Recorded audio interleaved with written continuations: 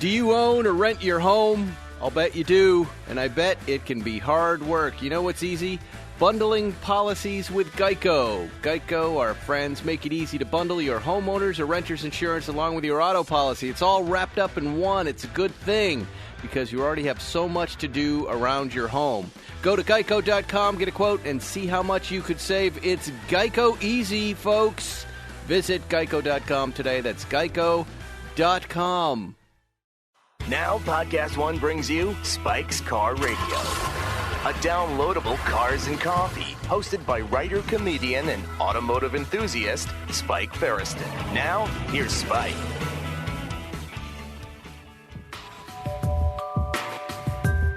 This particular 917, as most people realize, is the car that belonged to Steve McQueen. It was the star of the movie Le Mans. It was purchased new from Porsche by Steve McQueen, Solar Productions, that was his company. After the movie, it was sold to a German racing team called Auto Ustal. They raced this car during the 71 season and a little bit during the 72 season. Then the car went through an interesting phase where it was sold to Richard Atwood, who won Le Mans in 1970 in the Salzburg car. In April of 2001, I talked Jerry into buying it, and he never regretted it. We've played with it at the racetrack a few times. Twice it's been to the Wrenchport reunion, the first time in 04, the last time in 07. So it's been on the track, and I can tell you from personal experience that if you watch the movie, if you watch the opening scenes, when Steve is on Mulsanne and you hear that roar that is right behind his head, it still does it. The adrenaline that this car causes will make you forget that it's really hot, that you're wearing a fire suit and a helmet and all the paraphernalia, because it shuts that switch off in your brain and all you pretend is you're Steve McQueen, and I was him yesterday. I can't think of anything that I would rather do in my life than driving this car. That was Sam Cabiglio, Pebble Beach, 2009, talking about Jerry Seinfeld's 917. Sitting with me here in Malibu. Why are you so loud? You're talking very loud. Is Jerry Seinfeld, the ever-critical Jerry Seinfeld. Sam Cabiglio, his car. Cabiglio. Consigliere, and, of course, the real Zuckerman. Hello, gentlemen. Go ahead, Jerry. Good morning. We have with us a very special guest today on Spike's Car Radio. From the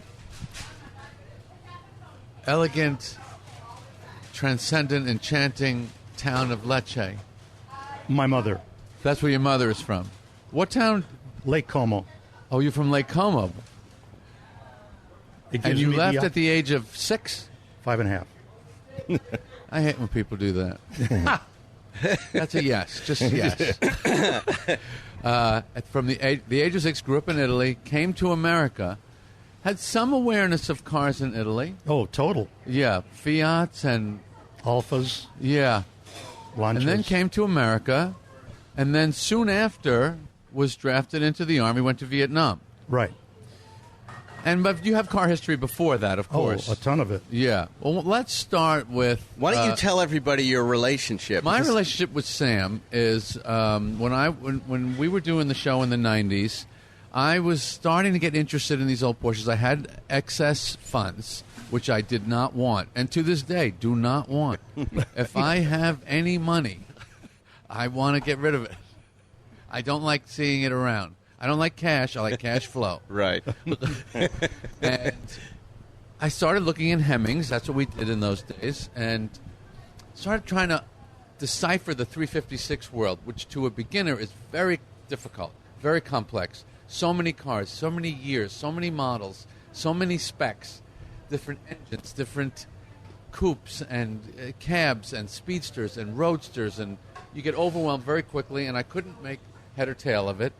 But I quickly settled onto the Speedster. And I thought, well, here's a car that's really cool looking. I'm sure you can't drive it. I mean, it's 1993, for heaven's sake. You're not going to be able to drive a car from 58, 93 in L.A. traffic. I'll get run over. I'll get, I won't be able to manage it. It's 60 horsepower car. And I found one in Wichita, Kansas. I guess I was just looking for a blue one. I flew to Wichita, Kansas. I met the guy. I bought the car and brought it back here and found, and this is really the beginning of my Porsche awakening.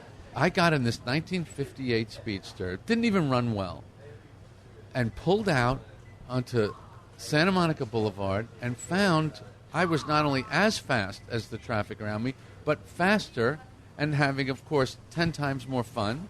And the next thing I knew, I was driving the car every day. I was driving it to the airport to pick friends up and drop them off with luggage. And I was hooked. And then I came across another Speedster, and I had told Porsche that I was not comfortable with some of the salesmen at Beverly Hills Porsche. They were a little slick, a little cool, little... Nothing's changed. What's the word? What's the Oily. word? What's the... Oily. Greasy. And all I had was an 88 911 Carrera at that time.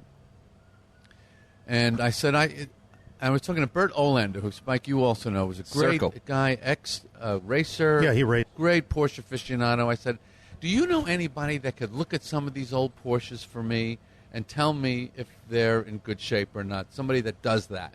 He says, I do know a guy who would be very good at that. His name is Sam. And he made the introduction. And I believe you came to my office in Studio City when we were making the show. That's where we met. Wow. I did. That was after I had gone to look at the car. Oh, so you went and looked at the car, Then I and then came you back came. and- It was a 58 Speedster, 84113 was the serial number. Correct? Very good. Yeah. Thank you. This Little is one Rain of the blue Man. Speedsters? This is one of the blue Speedsters. It was an Emery car. Right. Don Emery had done it? Gary Emery. Gary well, Emery. Gary owned it. Don did a lot of the restoration on it.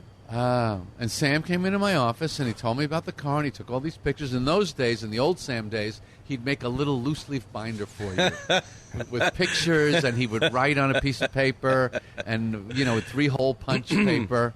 And he would hand you this book, and that's how you would get people interested in cars, show them what you thought of it, and here's what it looks like. And, I mean, from there to today is 27 years. Yeah, 26 or 7. Are we saying 93 or 94? I think it was 94. 94, yeah, that sounds right. So basically we're talking 25 years, and I'm very fortunate in the entertainment industry, and things haven't gone badly. Let's put it that way. You did okay. I did okay. But the thing that really stabilized me, and this is now we're going to get into the philosophical world of the car hobby, is you must, with success and accomplishment, you must have madness in your life, of some kind. Of some kind. When one thing is out of balance, something else has to be out of balance. Any weightlifter can tell you that. You've got to have the same weight on either side of the barbell, right? Yes. So I found the car hobby stabilized me mentally, emotionally, intellectually. It kept you out of the cesspit of Hollywood. Which I wasn't inclined to anyway. I was never interested in That's a drugs. shame. I was a single guy, and I had associations of various kinds, of course. But the car hobby, I credit, and Sam, who, wherever I would go, whatever depth I wanted to go into the hobby, he was already there. He had already driven it, already seen it, already knew about it. And so I began to learn. So that is really the beginning of my story with Sam, which Sam and I, and modest gentlemen that we are, we don't like to ever present ourselves in a prideful or arrogant way. But what we have built, I don't know what the laughing is about. But anyway, It's about your face as you said that. The knowing look. The fake hedge. we have over these years built quite a group of cars that someday people in history will talk of the Jerry Sam car collection that we built over these many years, buying and selling, mostly buying, but selling too. And we've built a pyramid, and our philosophy is we occasionally slice off the bottom of the pyramid and build the top. Ever ascending. Ever ascending. The to this day. Ponzi Porsche pyramid. Well, I don't care for that reference. I don't like the connotation. Maybe for that the at all. Wooden. What's his name? The who's Wooden the coach? nickel, the matchsticks the guy? UCLA coach. Oh, Coach Wooden, the John pyramid Wooden. of success. The pyramid, the Porsche pyramid of of success. success is what you've built. I've never heard Wooden talk about a pyramid. You haven't? Oh, no. Everybody Yes, you knows have. the You Wooden have. pyramid of success. I am disappointed. Is he's the most winningest coach? My kid has a T-shirt of a John Wooden T-shirt that he Anyone wears. who Yes. encountered Wooden, he was changed. He changed hundreds of lives. Yes. Thousands. Bo Bridges, who played on the UCLA basketball team, was just on talking about how it prepared him not just for basketball, but for life. Of course. Well, who can't say that they have done that? But anyway, so that, by way of introduction, is Sam Cabiglio. That's who he is. There's the pyramid. All right. Zuckerman's Well, that's holding it not up. really in the purview of this program. The pyramid of success. It's been in it twice now. It actually Forget is. Wooden, forget Bridges. But you guys, look, that was a very long-winded way of saying that you guys have found some of the This is greatest, my last appearance on this show. some of the greatest Porsches Ever. ever to grace a collection. I mean, you guys find stuff that we lose our minds over. I don't even think the listeners really quite know the depth of rarity and preservation that you find. And Sam, as he was introduced to me in '95 when I was writing for the show, you said this is the guy that vets these cars and makes sure he inspects welds. He's raced. He's been Right. selling them. He's owned some of the cars you own. He's the guy you go to verify these cars. Yes. And that's been true for me. You've found cars for me, for Zuckerman, and that I don't know. We should talk about, I think, some of the things you guys have found. Well, before we get into that, Okay. Sam, give us a quick introduction into what got you excited about cars when you were a young boy. It has to be genetic. It has to be a national thing by virtue of being a little boy in Italy and having little toy cars that I would race around on the floor. And one of my favorite stories, because this only underscores the extent to which this is insanity, is I was maybe 4 years old. We were living at the time in Genova, and my grandmother came up to visit, and so my mother and I go to the market. The market was like a storefront, and when we are going in, I said to my mother, "Can I stand here by the door because I want to watch the cars going by?" and so she said, "Okay." And back in those days, they weren't worried about snatching kids and Right. doing that kind of thing. So I'm as happy as could be by the door watching all the cars go by, and I pretty much knew what they all were, and I was 4. And it didn't hurt that I had an uncle who had schooled me. So my mother is done with the shopping. She goes home, walks into the house, and my grandmother says to her, "Dov'è Sammy? Where's Sam?" And my mother goes, "Ah!" She runs all the way back to the store. Well, the reason she was able to walk out and miss me is there were 2 entrances. She went out a different one than the one from which she came in. When she got back there, I was still there. This is an hour later. I'm still standing there, still looking at the cars, not missing my mother, So that was an early memory of, and then other events of seeing a prototype Alfa Romeo when I was, maybe 5 or 6 or something. And then, coming to this country, and back then, American cars were huge, and they had the annual model change. Right. So I became very interested in seeing how they evolved from year to year. And I had not yet fixated on any particular car. I just liked cars. Didn't matter what they were. Sam, let me ask you this. You're from Italy. Where's the pivot to the German cars? Well, I get asked that question all the time. Like, what kind of a trader are you? Well, Red Sox and Yankees. yeah, this- exactly. I attribute that to the fact that after my first couple of cars being hot rod Chevys, my first new car was a brand new Beetle. And because of traveling in Germany with my parents when I was little, I kind of knew what Beetles were, and I thought they were cool looking. So I financed a brand new Beetle. My payments were $49 a month. What year was this, Sam? 64. How much was the card? $1,700 and some dollars. Right. Wow. Yeah, right around $1,700. You can get a Gladiator for that right now. $1,700 a month. No, $99 a month. They're really cheap. So the Beetle. The Beetle. It was the opportunity to have a brand new car and that I knew would be reliable and fun to drive and all that. So when I took it to the VW dealer for the very first service and the first valve adjustment, I met the mechanic, and this guy was German, spoke with a heavy accent, and we kind of hit it off.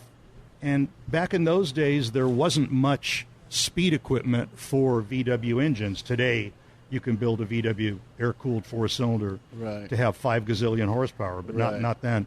So one thing led to another, and I found out that it was relatively easy, not super easy, but relatively easy to put a Porsche engine into a Beetle. So with the help of this German mechanic, I found an engine, and he helped me rebuild the engine, and he helped me install it in the Beetle, and that was my first Porsche-powered Beetle, and that was my introduction to Porsche. Prior to then, I didn't. Yeah, I saw them. I knew what they were. They hadn't captivated me the way a Beetle had. Right. Because the Beetle's more accessible. And more accessible. Right. Yeah, so... Me too. I knew about Porsches, but I thought, well, you can never have that kind of money. You can never afford that. So I focused on VWs, too, when I was a kid. I liked the front face of the Beetle. Yeah. That's what kind of caught my eye. It just seemed modern, even though the fenders were separate from the body of the car, which was kind of old-fashioned. The no-grill look, to me, just thought, that just seemed cool and modern to me. And intrigued me. So that was the introduction to Porsche, which just started growing exponentially from that point. And then tell the story of the Fiat you built that Hot Rod magazine wrote about. That was the result of an evolution of Porsche-powered Beetles. Each one was faster and better than the one that preceded it. But ultimately, it got to the point where there's only so much weight that you can take out of a car. Right. And A, still be street legal, and B, drivable. And so one day I was at this independent repair shop in Long Beach, and there was a Fiat 600 there when the engine was out of it. Now, I was familiar with Fiat 600s because people in my family in Italy had them, and I used to ride around in them. I thought they were cool cars. They had no power. And so I'm looking at this Fiat 600 with no engine in it, and I start realizing that dimensionally, it looks like maybe a Porsche could fit in here. And then after a little more measuring and a little more talking, I found one with a blown engine for $75, and I proceeded to remove the engine. And today, this is sheer heresy. Put the blown engine into a dumpster. Oh, wow. What a mistake that was. But at the time, it wasn't a mistake. So after a little bit of perfecting, got the engine sorted out, resolved some other issues, and then I started street racing with that car. And at the time, the 396 Chevelle was the hot rod car. 1966 396 Chevelle. Yeah, SS. The big rap motor, they called it. And I started prevailing in late-night street racing. Quick sidebar. This is a good Zuckerman area. This is 1964. What was the first Chevelle SS396? 65, 66, maybe? At least 65. Okay, yeah, 1965. I think late 65, yeah. 1965. I want you to explain this to me as only you could. It's 1965. World War II is over for 20 years. Not that long a time. Right. In today's terms, we're talking about 2000. Right. Okay? The Chevy marketing department is looking for initials to put on their high-performance models, and I'm sure they're sitting around a table with some coffee and donuts and thinking, well, gee, how about how about AA? How about LM? How about TT? How about SS? SS, I kind of like the ring of that. Yeah. Well, it's just with no Jews in the room.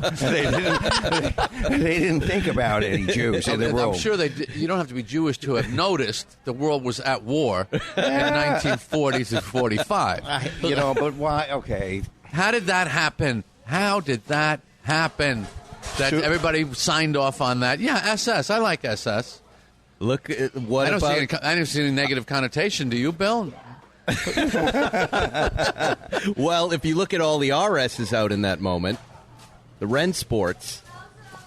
RS is not SS. SS has a very specific connotation. Right, they called it super sport. I have to say, as sensitive as I am, and I'm always looking for these issues, this is one I never saw before, and I'm going to have to now adopt this. I'll credit you 2 or 3 times, and then it'll be my observation. Don't even bother with the 2 or 3. Okay. Just take it and run. Yeah. Anyway, that has always mystified me and fascinated me. And when I was a kid, I didn't really know that much about World War II. I was young, and I love those initials. My last name having one of those initials. And when I saw the SS's at Bass Chevrolet on Merrick Road in Amityville, I loved them. Well, they weren't exactly lightning bolts. I mean, had they been lightning bolt S's, it might have been a little more offensive. But yeah, it might have caught somebody's eye. Yeah. So then, but there was a great story with the Fiat, with the beating the 396s. Yeah.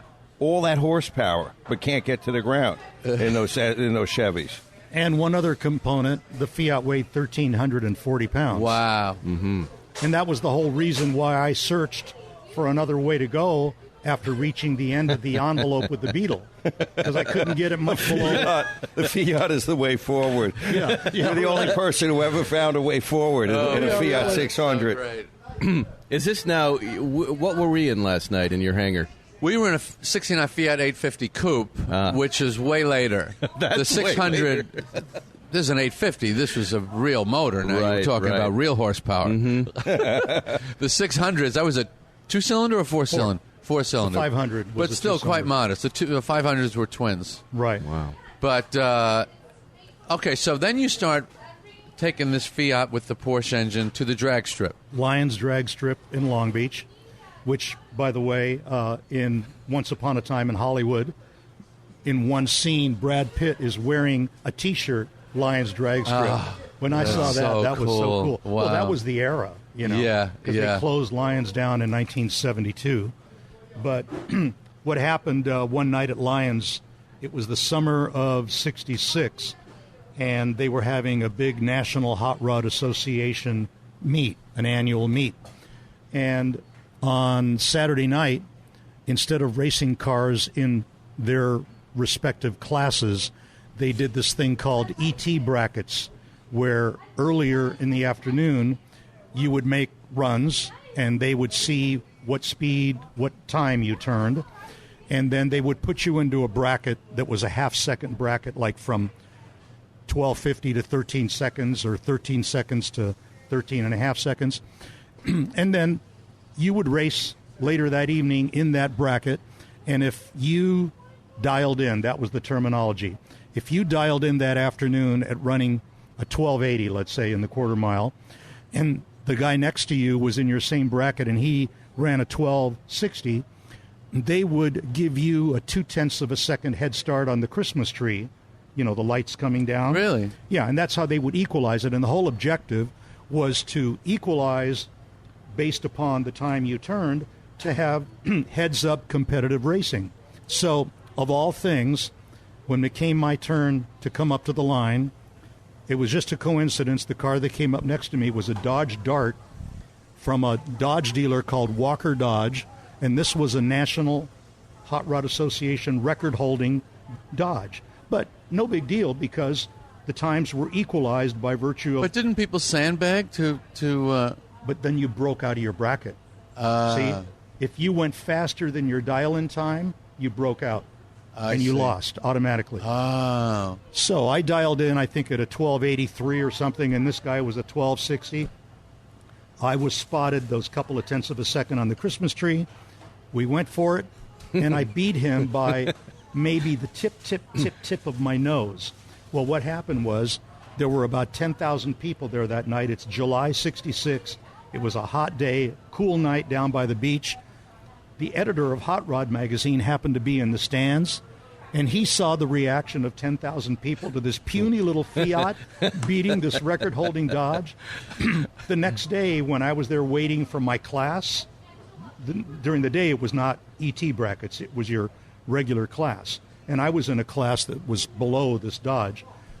He found me that day and said, hey, I'd like to do an article on your car. Well, what did I know? No one had ever asked me to do an article on anything. Yeah. So that ultimately led to the car being in Hot Rod magazine, which, by the way, in that era, Hot Rod magazine disavowed the existence of foreign cars. Hot Rod magazine was only about American cars. Right. And so it was a big deal that they did a 2-page article on this little Fiat. But the big advantage it had, coming off the line from a standing start, it rocketed. And at the other end is when people were catching me, at the other end of the quarter mile. Because you had the weight over the drive wheels. Because of that, and because the car was just quick in the lower gears, and I ran out of horsepower on the top end. So, now another interesting thing about Sam and I, and this is, I know a lot of car people, as you do, we all do. Sam and I share fascination with Porsches, VW Bugs, and early Fiats. Now that is a rather dubious distinction, right, which we happen to share. Strange. We will be trifecta. talking about 917s, and then we'll start talking about Fiat 850s. Yeah, right. And we're just as excited about both of them. Just as. So that's how we've lasted 25 years. There's a magic in being able to talk about a 917 Le Mans winner, one of the most spectacular race cars in the history of cars, and then talk about a lowly Fiat 600 or 850. Yeah. With the same enthusiasm. Yeah, yeah. No, I was driving around in a Fiat with this guy yesterday. Wasn't that fun? We Remember- took the Fiat around the airport last night, and you liked it, didn't you? It's new. It was just put in the hangar, so it hasn't been sorted yet. But our favorite part is underneath the dash. We pulled a knob with a wire connected to nothing, and it fell on the ground. We couldn't get any of the keys to work. Remember? And I said to Spike, "Leave that alone." It took me a long time to get it like that.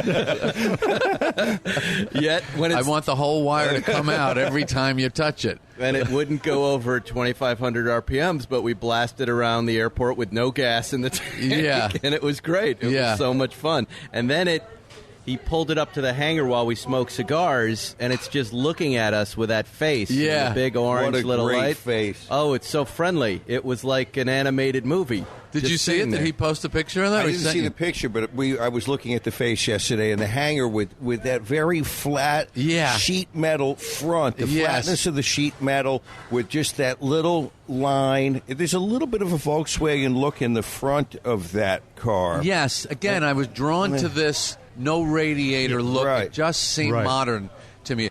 When I read in VW advertising in the 60s the idea of we're getting rid of that big, heavy drive shaft, and I started to hate the drive shaft. I go, yeah, what is that stupid, heavy That drive shaft. metal drive shaft slowing my car down? Jerry, Well, you what's put wrong the with- engine in the front and the drive wheels at the back, and we got this stupid Rube Goldberg contraption to get the back. This is moronic.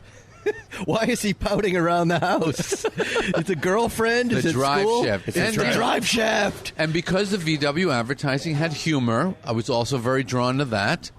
And they would talk about, we don't have radiators. We can't boil over. We can't freeze up. I was so drawn to that. I just love modern thinking, new thinking, smart. It just seems smart. VW seems smart to me. And they were self-effacing. I was actually watching a Mad Men scene. Do you remember the scene when they see the VW Lemon ad for the first time? Mm-hmm. And they have this whole discussion about, this is stupid, making fun of your product. These guys don't know what they're doing. And then John Draper says, yeah, but we've been sitting here talking about it for the past 10 minutes. What does that tell you? Really? Right. What was the name of that ad agency? Doyle, Dane, and Bernbach. Yeah, DDB. Bill Bernbach, Semitic gentleman from Brooklyn, who convinced VW in the late 50s that they needed humor. Imagine trying to convince Germans in the 50s. The most humorless people in the most humorless era. Yes. Let's make fun of what you do. And, I mean, that's a sell job right there. Yeah, However he pulled that off. And I'm fascinated by that story, and I still think to this day that philosophy and enlightened concept of advertising. Yeah. Don't sell the car, sell your philosophy, sell your attitude, sell yourself. Mm-hmm. Whenever I would see American car ads with all the lease information and all those numbers and, just turned me off. You have some of the original artwork, too. I do. It's brilliant. There was a guy who worked at the agency in the 60s that I bumped into, had a little table at the Lit Show one year. And he had all these drawings, and I bought everything he had. Yeah, always obsessed with that advertising. Remember the one that said, "How does the snowplow driver get to the snowplow?" Yeah, sure. Yes, that's fantastic. With what? With a VW. With the VW. You never seen that one? No, I haven't seen that. Oh, I've watched every one of those commercials. And you know who picked up on it? Steve Jobs. Steve Jobs saw that, and he picked up on how people are drawn to simple white frames, simple Helvetica font lettering. It draws you in to, this is refined.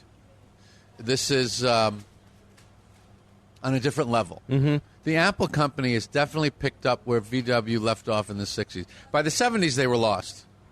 The end of the Beatle era in the early 70s, they lost their sense of their image, to which they're still searching today. Right. Dieselgate, etc. Yes, etc. And no more Beatles, no more Golfs, just all SUVs. Well, they're about to segue into all electric. They're about to find yes, it of again. course. Of So course. they say. No, they are. I mean, They have to. They don't want to deal with the EPA anymore. Just to get rid of those annoying bureaucrats yeah. who catch us Thank cheating. you, Paul. I was thinking of a much fouler term. Anyway, so back to the let's Sam talk about story. cars. I mean, we brought up the 917. The three of us were around for the 917. That story of Sam, Spike, and Jerry and 917-022 on Wilshire Boulevard. On Wilshire Boulevard in a parking garage. That's Symbolic Motors. That was symbolic on Wilshire and La Cienega. Yes. By Nibblers. Right. Yes. It was sitting there in the window. With a facade, glass showroom. So peculiar. But the car was down in the garage. The car it wasn't was even down in the showroom. garage, and we have pictures of it. Well, they moved it there. I had seen it when I was driving somewhere, I think, to the airport. I was at an intersection, and there it was sitting in a window with some other old cars. I went, what the hell They had is everything that? in that store. Everything. Did you ever go in there? Yeah, they had a 917, but they had the crappy Dodge Viper. They had they had a little of everything. Whatever would sell. Yeah. But what struck me about it was John, my business partner, and I were at the height of this Steve McQueen madness, kind of before it was going on. There had been before, a decade before. there was, and we just thought he was the coolest, and that was one of his things, and our mind was kind of blown that this car owned by Steve McQueen. So John and you got on to McQueen. Oh, way on, yeah. When we first moved to L.A., yeah. Oh, you knew John from back east? He and I were interns at Letterman together. Oh, I didn't know that. Yeah, that's how we know each other. Oh, wow. Yeah. That's so cool. Yeah. That is so cool. And Now you he's- have your company. Yeah, it all worked out. But he was like, let's drive up to Santa Rosa. I go, why? He goes, there's Steve McQueen. I'm like, yeah, I know Steve McQueen. His house is for sale. I want to go buy it. It's next to a golf course. And I said, let's go. That was just the type of stuff we did. Wow. Never expecting it to get insane. But then this car. Let's take this story from square one, the 917, which any of you Porsche people out there are familiar with. This is the star car from the movie Le Mans. Yes. That Steve McQueen bought from Porsche. Directly from Porsche. But let's and the two interesting parts of the story is your awareness of the car and your prescience, if I may. Excellent word. And my favorite part of the story, but I don't want to jump ahead to that part, is your line, which I always quote. But let's go back to where this began. You were aware of the car from the movie coming out in 1970, and then I got into the movie in the mid-'90s, and we went on a search to find a 70S like McQueen is driving in the beginning of the movie, which led me to buy Henry Meyer's car from Palos That's Verdes. right. That was 4 years before we bought Henry Meyer's car, 97 versus 01. Right, that's right. So when did you hear that that Bill Noon of Symbolic had gotten a hold of that 917? Well, I knew it from a year before when the car went to the RM auction in Monterey, and I mentioned it to you at the time. Right. And, you know, it was one of numerous cars that we spoke about, and... Did it sell? It did. It did sell. Imagine that car going across the block at RM in what year? 99. 2000. I found out about it in 99. The auction was in August of 2000, and Frank Gallagly bought it. For 1.2. 1.2 Frank million. from New Jersey, the McQueen guy. Yeah. Wow. He had that slate gray. Yes, he did. Yeah. Right. So then, He got the hold of that car, too. Yes. from Frank, how long did he own the car before He it owned ends it up about 8 months, And- then Bill Noon called me from Symbolic, and because I had talked to Bill Noon when it was going up at, because see, Symbolic was involved with Dick Atwood in bringing the car to this country in the first place, Tell the fans who Dick Atwood is. and then it went to Kevin Jeanette in Florida to get brought back to the Gulf livery. Well, why didn't he want the car? Why did Frank only keep it for 8 months?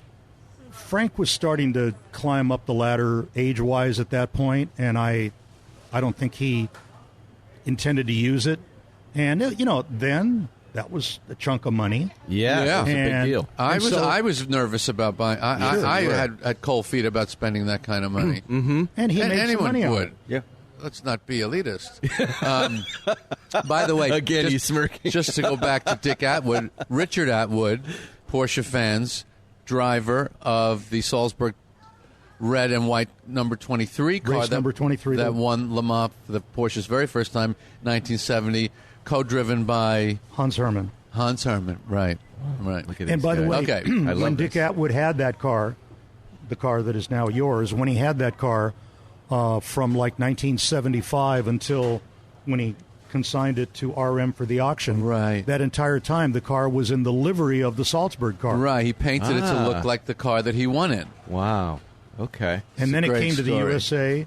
And at the end of this podcast, I am going to put the car on the market. Yes. So prepare your $38 million. Yes. Anyway, okay, so now we go to Bill Noon. Bill Noon calls you. What does he say? He had tried to get us to bid on it the year before. okay? Right. So he calls me and says, hey, you know, just in case you want another shot at that car, it's available. And so ultimately that is what, and he said, by the way, because they had a place in La Jolla, and he said, but we've got it in L.A., so it would be very easy for you guys to go see it. Right. And that's how we wound up going that night. Right. So you called me. I called you. And you said, let's just go look at it. It'll Yeah. be cool to look Yeah. at it. Because Yeah. I had no interest in it. I thought, I am not writing that check. That's insane. I was working you on the side going, you're not going to believe what I just saw on La Cienega. Steve McQueen's 917. You saw it before I did in the showroom? Yeah. No, I had seen it driving by. I called you and Really? said, that 917 is there. Yeah. You saw it driving on the street? No, I was driving Oh, by. you drove by. I'm sorry. I was at La Cienega and Wilshire's Yes. where it Right, was, right? And yeah. I was sitting there and I looked up and I went, what the hell is that? When I got home, I looked it up or called him, and then it was like, this is Steve McQueen's 917. And I immediately called you and I went, you're not going to believe what's sitting here. I was stunned that this incredible thing, and I think, Sam, and correct me if I'm wrong, this is a time still when people didn't care about race cars, right? No, they had started caring about them, and that was the result of vintage racing. Had it not been for vintage racing, there would not have been that interest because you couldn't do anything with them prior to that. Right. But so vintage racing was already going quite strongly at that point, but value-wise, they were nowhere compared to where they are today. So the three of us end up down there. They had moved the car into that little loading dock area.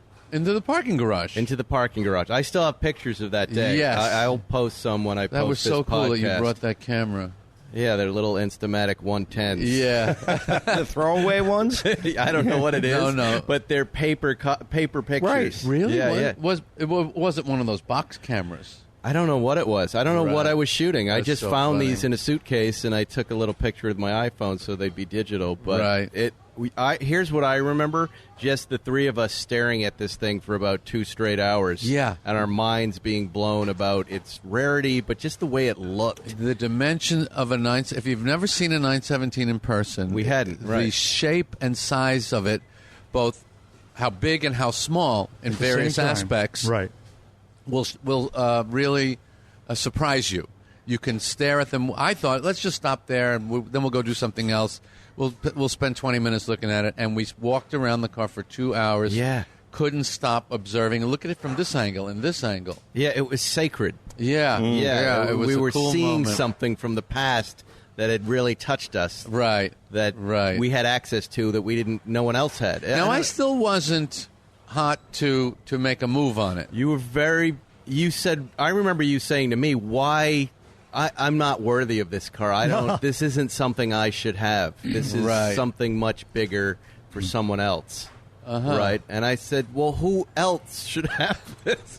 I mean, you were very humble about it, but the rest of us were seeing this developing collection that you had and thought, who better to have it? Well, Jimmy Spader, the actor and a close Porsche friend of mine, always said to me, you know what's wrong with your collection? And I had maybe 8 cars at that time. He said, you don't have a race car. You got to have one race car just sitting in amongst these regular cars to make this group look cool.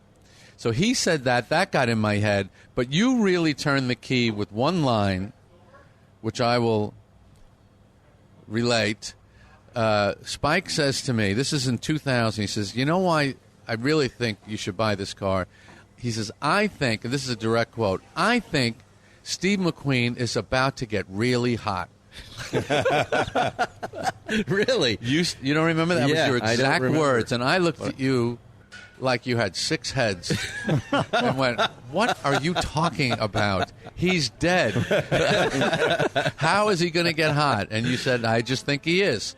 And that somehow went into my head. Yeah, the coolness. And that's really John, because he got me crazy about this stuff. This is the first time learning this. That it was John through you to me. Yeah, that we... And of course, we didn't realize that the idea of maleness, masculinity, and male virtue was about to become obsolete and bred out of the gene pool. And when people look back and go, hey, what happened to men? Well, let's think back. Who was the last guy that we had that we all thought, hey, there's a real guy. I want to be like that guy. Mm-hmm. And it landed on McQueen. Well, this is where the facial hair comes from. This is Mario Joyner says, this is the last thing that we have that they can't take. We can grow hair on our faces. Let's see them take that away from us. This is why everyone's so beardy now. Wow, this is going to be great. Can't wait to hear it on TMZ. This is the greatest Spike's Car Radio ever. It is. But Spike was right. He had no idea, of course. You had no concept of how big McQueen was going to get. I had an idea of how my enthusiasm with my friends, that's all I was communicating. I wasn't speaking to a larger market, but I was noticing something happening in my little group of guys. Wow. That we were nuts about this stuff. Right. Anything this guy did, his houses, his places, his sunglasses, we were all looking at it, the watches, all of Everything it. he did. Podcast One has some exciting news. It's official. Our shows are now available on Spotify, and it's free.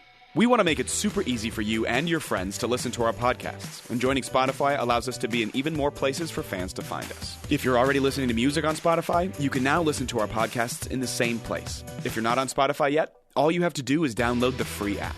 That's right, no credit card necessary, and simply search for our shows to start listening. You're listening to Spike's Car Radio. Please talk about the motorcycle we bumped into yesterday.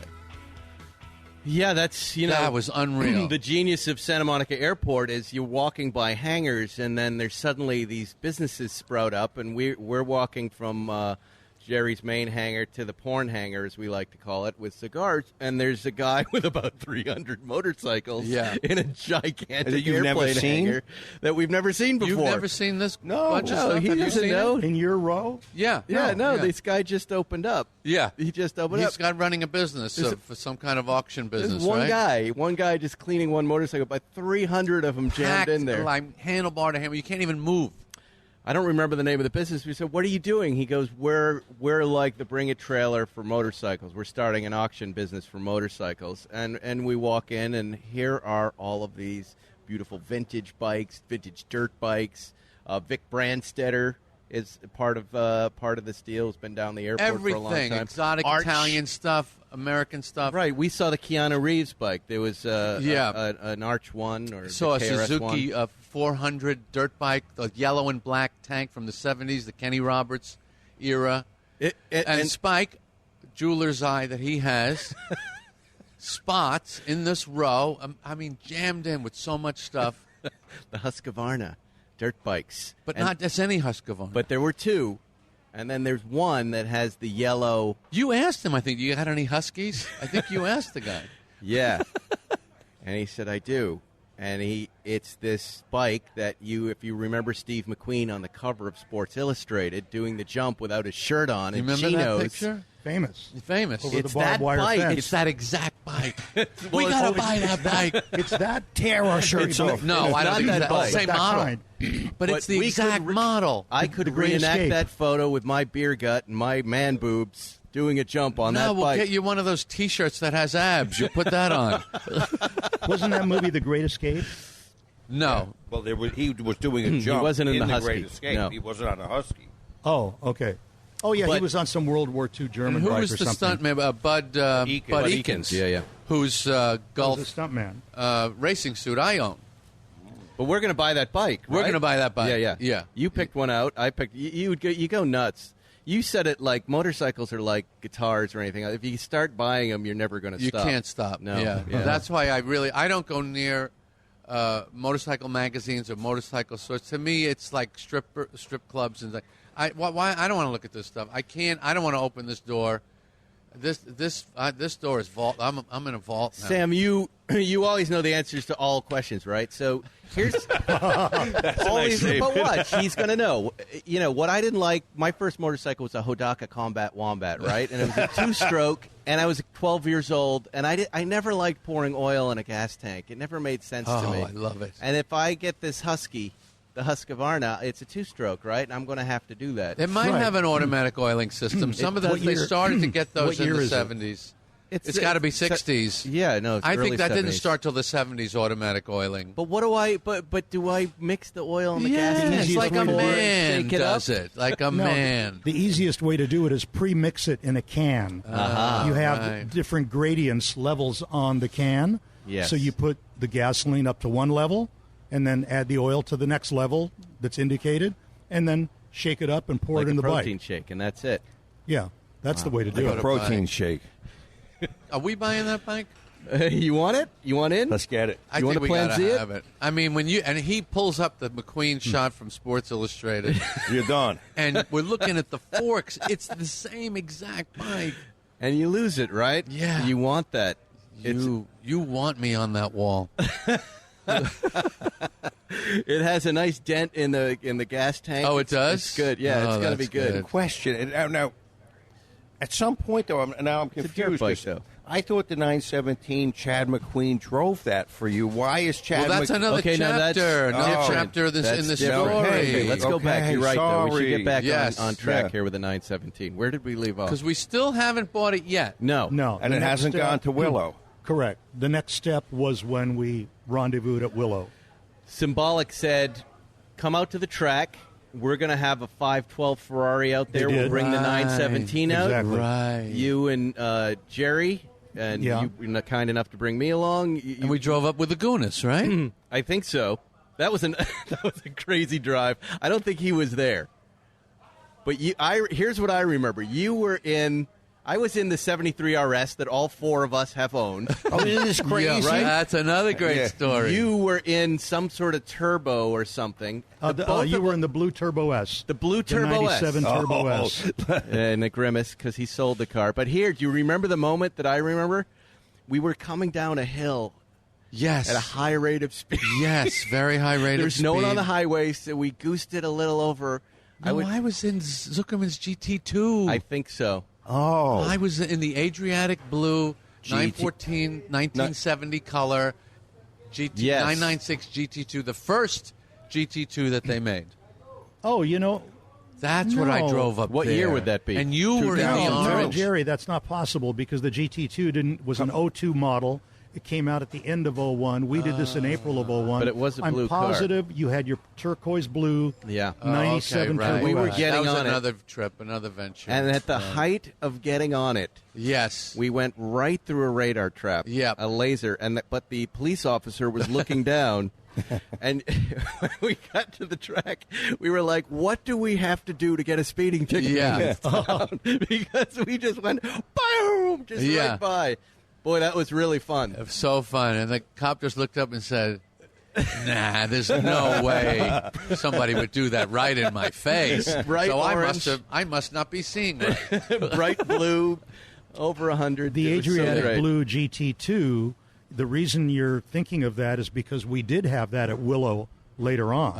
Okay. All right. So let's cut back to The car. Willow Springs. Chad McQueen kindly shows up, son of Steve McQueen, because he hasn't seen the car in some years, right, I exactly. imagine.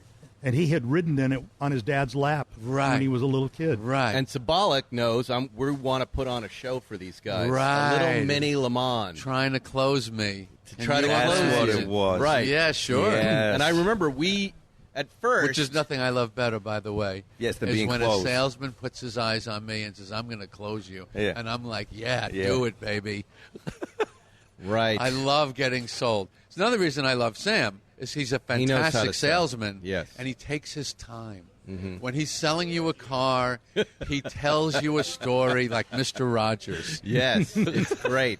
And he's It always a starts great off with that, talker. how it reminds him of some evening in 1973 on the Italian Riviera. Yes, I was driving from Valencia right. with a glass of sangria in my hand, and I shifted from third to fourth. Yes.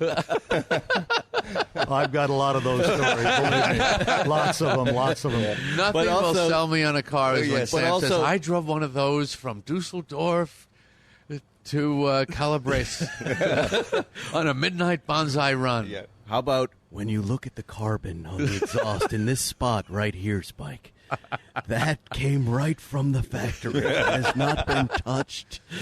Those are the details I Sam's like. just 10 million. That's 10 more podcasts with Sam stories. That All right, but glue back I dot. could to just our do the story. 917 because the first Yeah. thing we saw was the Ferrari 512 coming around that last turn on Right, Willow. right, yeah. An image that, again, with the internet's not really there doing this That's stuff yet. right. So we hadn't heard these cars or really seen them do that. Right, At right. least Jerry and I, right? Yeah. And we went, oh, my God. The sound of a Ferrari 512. Yeah. Yeah. And then there's... Who was driving the cars? Was Well, it Chad drove the 917. I'm not sure who drove the Ferrari. right? The Ferrari. Ferrari. We were waiting for that. Yeah.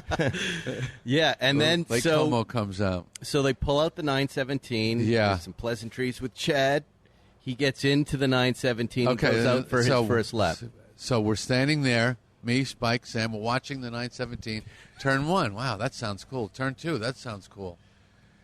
Turn 3, hey, I think I just saw the front wheel pass on Chad's right.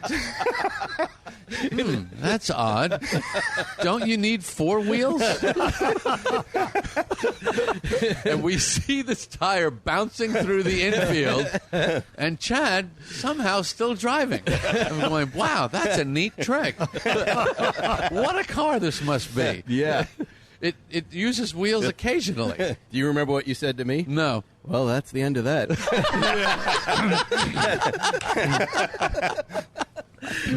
Oh, my buying that God. car. Yeah, I'm And sure. then the masking tape came out. Remember that? Well, we drove out to the corner. We drove out to the turn. We did. And while you were listening to everybody talk about what had happened, they hadn't put the big nut tightened, I was quietly collecting pieces of Steve McQueen's 917, the Gulf Blue Flex and Orange Flex, which were on the ground, and putting them in my pocket. I have those somewhere. I have Really? those pieces. Yeah, it was Steve McQueen's 917 Do you know what pieces. those are worth? What are they worth?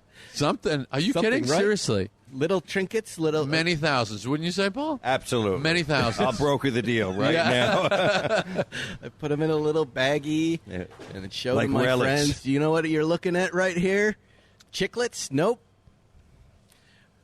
Oh, So boy. what happens after that? They did put the wheel back on. They did drive the car. We did not make a deal that day. No, we didn't, but we did soon No. after. Yeah, soon after. Well, we did some negotiating. Yeah. Because they wanted X amount, and we offered X amount, and we did our I usual don't even little remember tap that. dance. So how long after that, then, did you guys buy the car? Less than a week.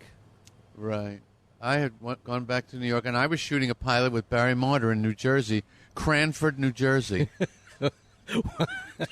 When he told me about that town, I said, we got to shoot it there. That's a funny name for a town. Yeah.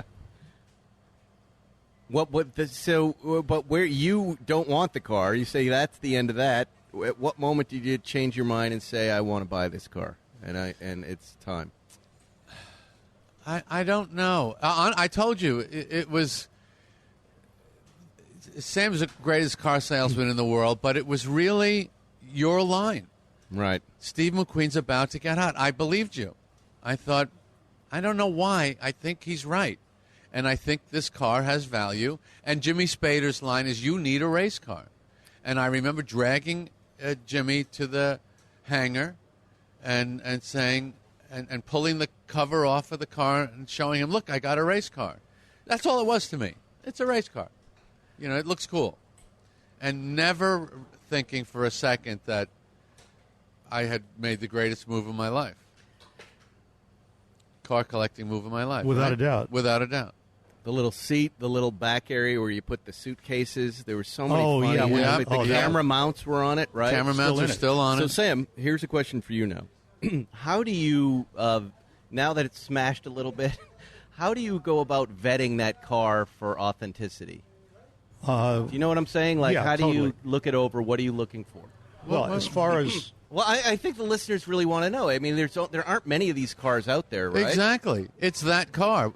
No, I know, but when he inspects the car, what does he look at? And the 917 is the question. All right. Okay, in the case of the 917, had it not been for how much I'd hung around racetracks all my life and had seen these kinds of cars, even though I had not seen any 917s, well, I had seen 917s, but not able to stick my head inside and all that. But I was quite familiar with other Porsche race cars of the era, and I knew how the frames looked, and I knew how the VIN tags looked, how they were attached, many other things about the frame.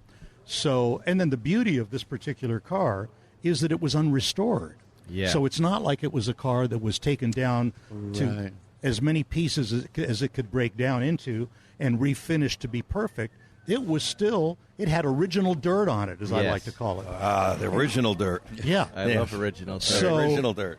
It also So- had the camera mount in the front. They're in the front. in the front. They're- Aside from paperwork all over the place from Solar Racing. Well, and- that was critical. All the documentation, the provenance, having known where it was every step of the way. Right. And ironically, when Steve McQueen sold the car, he sold it to two gentlemen who had a small race team in Germany called Auto Usdau, USDAU.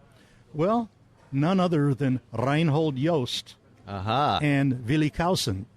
And so this is a little aside, but in my office in Signal Hill, I have various old Porsche racing posters, and one of them is of the Nürburgring 1971, and the face of the poster is a certain 90803 in Martini and Rossi livery, and I happen to know a lot about that car for other reasons, whatever.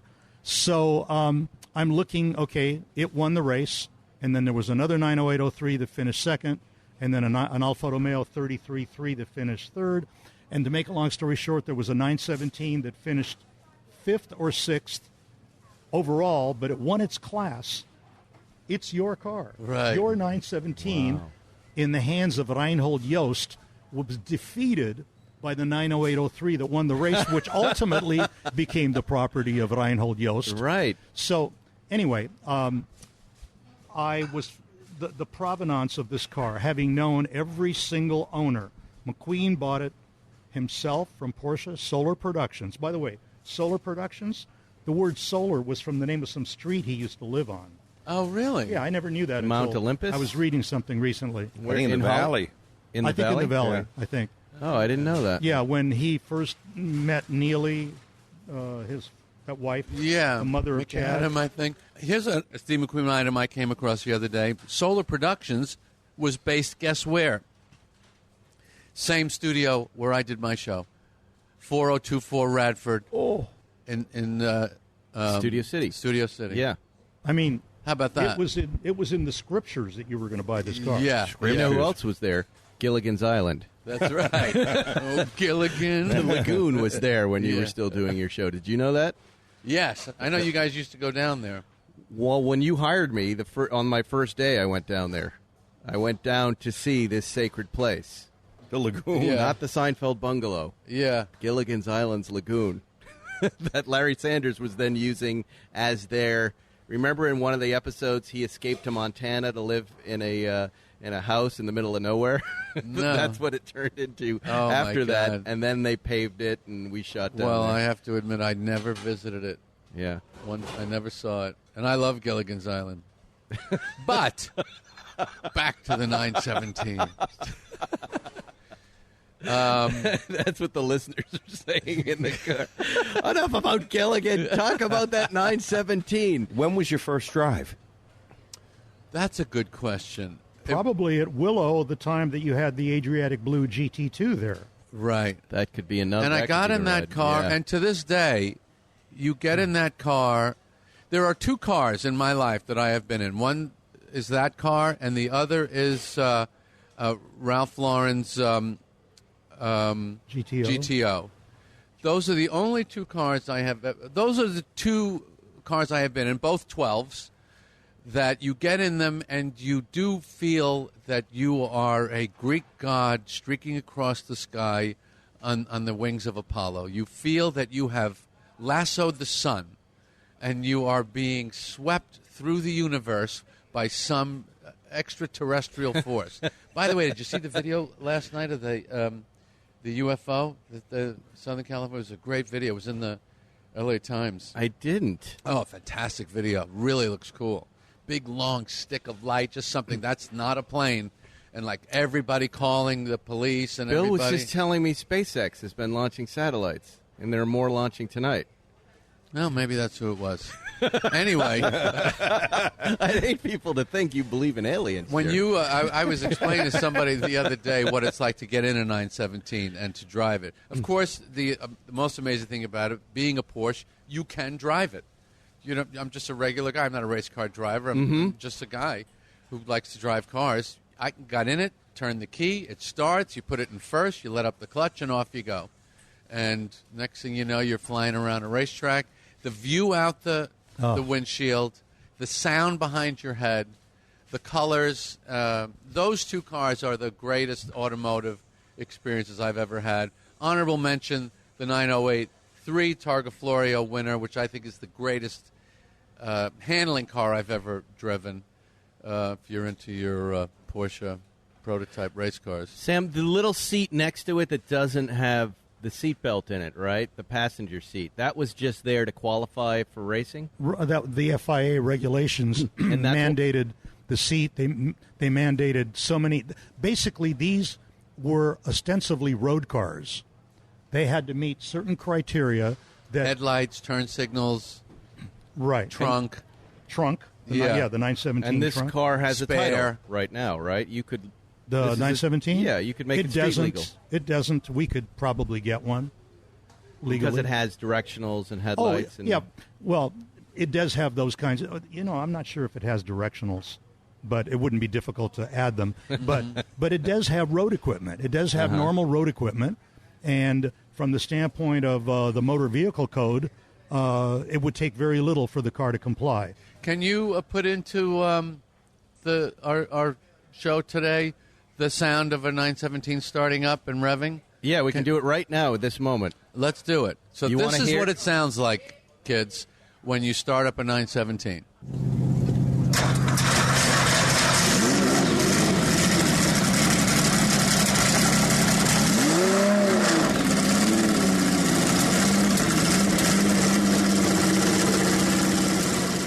There's that. Now let's hear one at speed, because that's really where you hear it.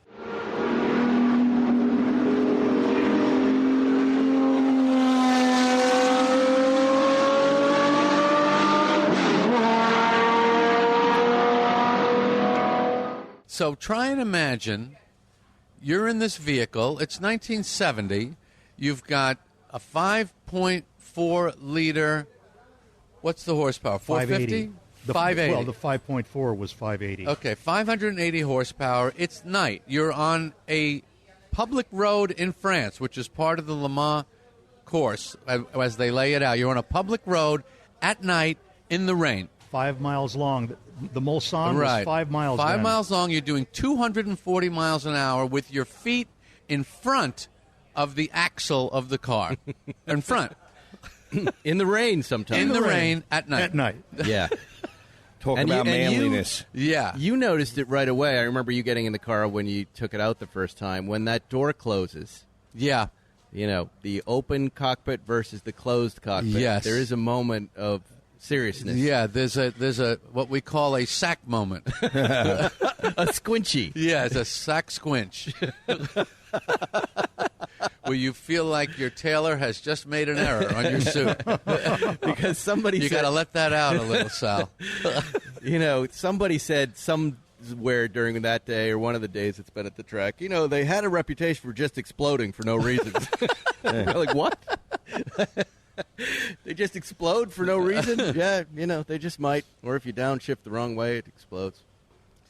So That's just and one we of own the the car cars. to this day, and we're going to display it at Pebble Beach this August. I was going to bring that There's up. going to be a 917 celebration at Monterey, the famous Pebble Beach Concours, and they're bringing 8 significant It 917s. looks like it's going to be 8. Miles Collier's car is going to be one of them. Wow, I love that car. And 2 from the Porsche factory. Wow, I'm sure 01 will be there. Oh, yeah, one of them is 01. Yeah. And May I suggest in real time that we do a 917 panel this year at Pebble? Sure. Isn't that the idea? well, There sure. you go. Why don't we Brilliant. have a panel on the 917? We'll have Jerry, we'll have Sam, we'll have Miles, the guys who know these cars. Because, look, we just took up 45 minutes talking about one car. and I there's- wonder if they're going Didn't to Hurley drive one of those? Huh? Hurley Well, Haywood Hans drove a I would think 917. highly likely, I would think. Yeah, because get Dick Atwood. Yeah. All right, we're And doing watch it. him And plus- cry when we tell him what the car's worth now and what he sold it Tell for. him right on the panel and hand him a gun. Here, it's worth X amount. Here's the gun. Blow your brains out. Now, here's a good reason. Splat. Everyone clapped. Laughter and applause. The standing ovation. Do it again. They would pass the gun around because as car guys, we've all made this mistake. Yeah. We've all let a Have great Bill car Noon pass. up there. Everybody that owned this car, pass the gun around. Blam, blam. Cheering, clapping. I need another cup of coffee. This is great. Now, this could have been 917 death panel. this could have been a good reason to have a divorce. When Brian Redman bought the car from the company that put a lien on the car after Auto Ustau, Joost, and Willikhausen had it, it went somewhere and they wound up putting a lien on the car, and that's how Joost lost the car. Brian Redman bought it, and Brian Redman's wife got totally upset with Brian because he paid like $15,000 for the car. Wow. Yeah, this was in 1975. And then she was sort of okay with it when he flipped it to Dick Atwood and made a couple grand on it. He told me he sold it to buy a bigger house. Right, exactly. They had saw a house that they wanted to buy. They needed some cash, and they flipped it. Imagine the house you Laughter could from buy. Jerry. I win. King Tut Bonbons. laughed. Bonbons and cigars for everyone. Wow. Wow. Well, this is a great show. Are you ending it? You should end it now. Don't get We this. went- is a we went beautiful. long. We It was can great. do it. We can do it again, anytime, because there's so many cars that you guys have bought together. We didn't even touch on the Tangerine And we 911 have to RS do that the we've all four owned guys, Oh, the together. 73 Tangerine car. RS that we all But own. Sam, while you're here, just indulge me for 5 minutes, because there are a lot of listeners out there that really don't know how to buy a 911 or a 356. Stop making fun of me. And I just want to give them just one, because I know that's one of the reasons they're listening to this episode.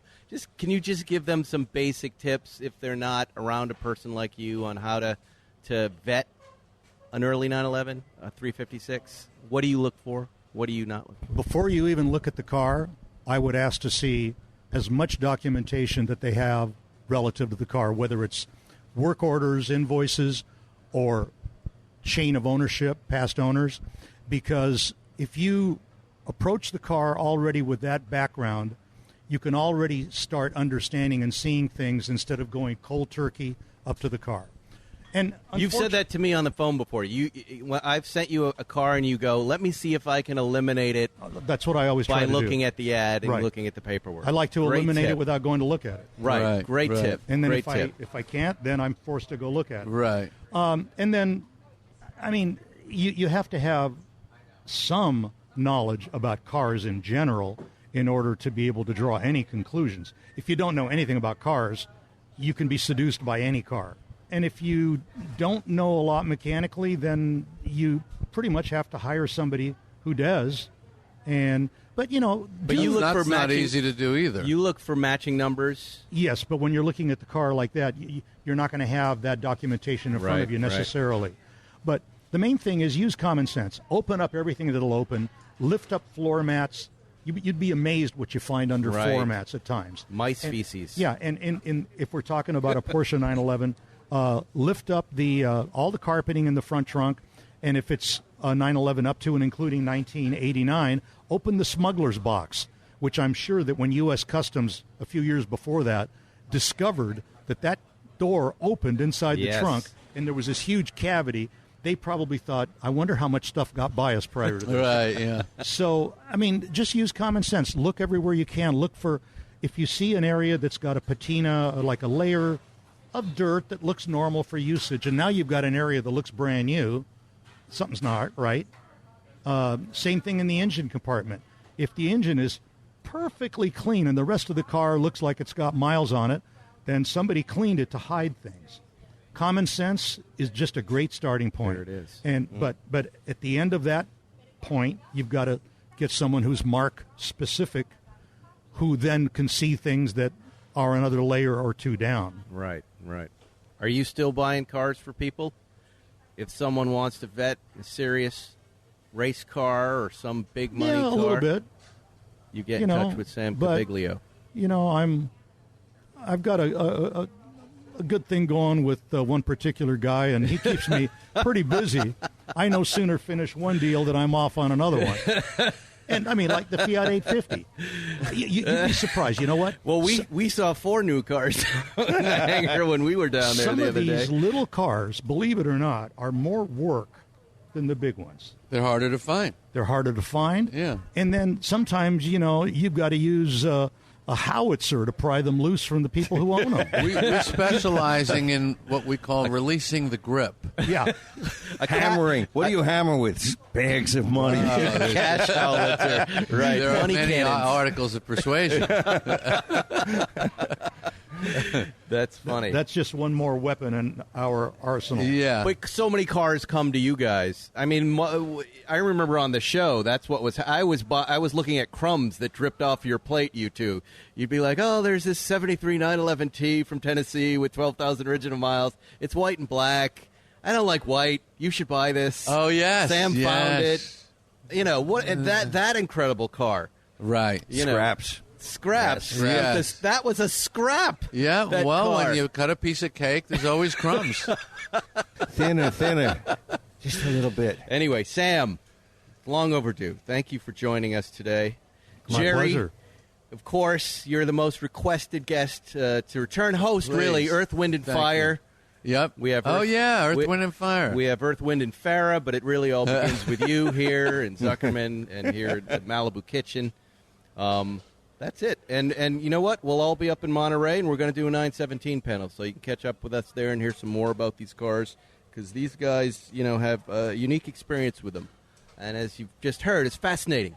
Fascinating stuff. It's a big part of this game or this hobby is the stories, the people, and the journey of finding and acquiring these things. We love the cars, but we also love everything around the pursuits, the analysis, the conversation. It's, as I said in the beginning about the barbell, it's a world of madness, and I think we'd all be a little lost without it. All right, let's have some breakfast. All right. All right, see you next week, guys. Thanks for listening to Spike's Car Radio. Download new episodes every Wednesday on the Podcast One app or subscribe now at Apple Podcasts or PodcastOne.com.